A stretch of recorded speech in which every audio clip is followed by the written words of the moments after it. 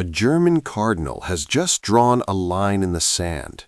Speaking from the pulpit of Cologne Cathedral on Holy Monday, Cardinal Rainer Maria Woelki looked his priests in the eye and declared that what's happening in many German parishes is simply not Catholic anymore.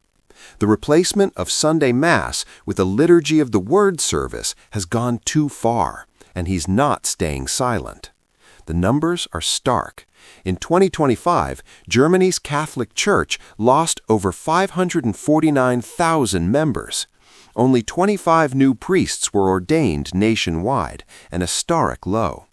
But for Woelki, the deeper crisis isn't just numbers, it's identity. I am concerned that communion services are increasingly replacing the celebration of the Eucharist on Sundays, he warned. That, dear brothers, is no longer Catholic, and I urgently ask you to counteract this from the outset. This practice involves a liturgy of the Word, scripture readings, prayers, and hymns, followed by the distribution of hosts consecrated elsewhere. No Mass is celebrated, no sacrifice is offered, no priest is truly needed. And that's exactly the problem. Yes, it seems there are even places now where they say they are doing everything to become independent of the priest for the future, so that they no longer need him or his ministry, Woelki lamented. Woelki knows the pressures.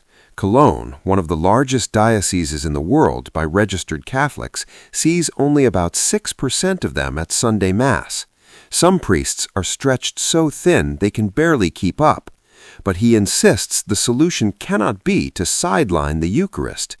Even if only a few faithful, or even none at all, should come, its daily celebration is meaningful for us priests, and spiritually speaking, essential for our survival.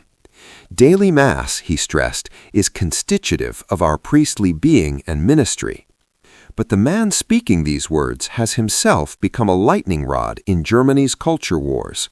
In 2025, the same cardinal who now defends Eucharistic centrality reduced the number of traditional Latin Mass locations in his own diocese from 4 to 1, banned altar rails, and prohibited kneeling for communion. This wasn't a Vatican directive, it was a diocesan decision that left traditionalists feeling abandoned. This apparent contradiction, championing the Mass as irreplaceable while restricting one of its oldest forms, hasn't gone unnoticed. Traditionalist Catholics point out that the Liturgy of the Word services Woelki decries are often introduced precisely because priests aren't available. Yet the very communities that still produce priests in abundance, those attached to the older liturgy, have been pushed aside. The irony is painful. Woelki's broader battle is clear. He has distanced himself from Germany's controversial synodal way, refusing to attend its final assembly in January 2026 because, in his words, we cannot vote on whether Jesus rose from the dead. He sees the push for a permanent synodal council that would give lay people equal decision-making authority with bishops as incompatible with Catholic ecclesiology. So when Woelki says the Eucharist is ultimately irreplaceable, he is drawing a line not just against liturgical shortcuts, but the entire liberalizing drift of the German Church. If the Eucharist is the summit of Christian life, nothing, not convenience, not priest shortages, not lay empowerment, can replace it. The question for Catholics watching this unfold is simple.